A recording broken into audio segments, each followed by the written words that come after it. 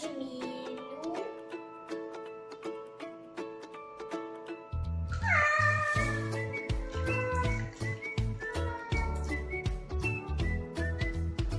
Milho.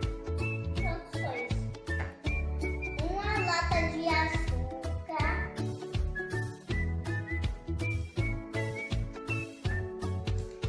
Uma medida da farinha de milho.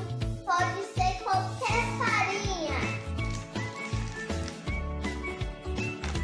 E uma lata de farinha de milho.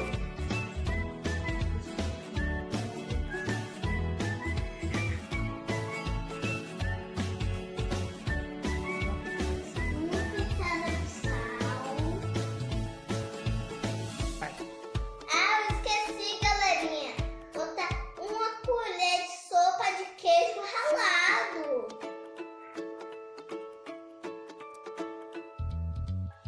Agora vamos bater. É pra ligar em um, né? Só.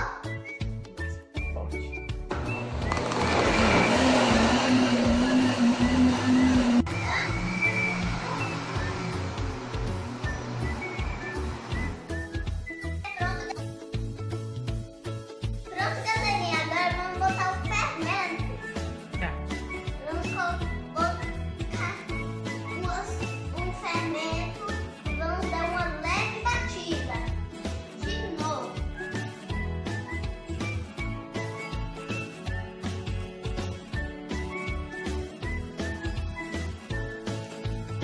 Aconteceu um pequeno acidente, mas já resolvemos já.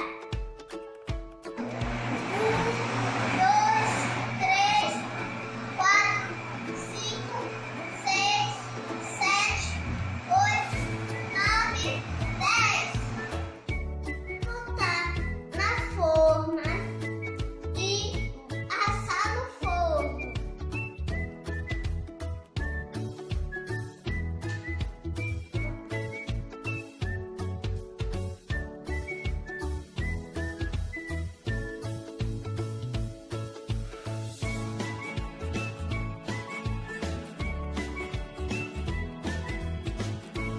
Creme muito.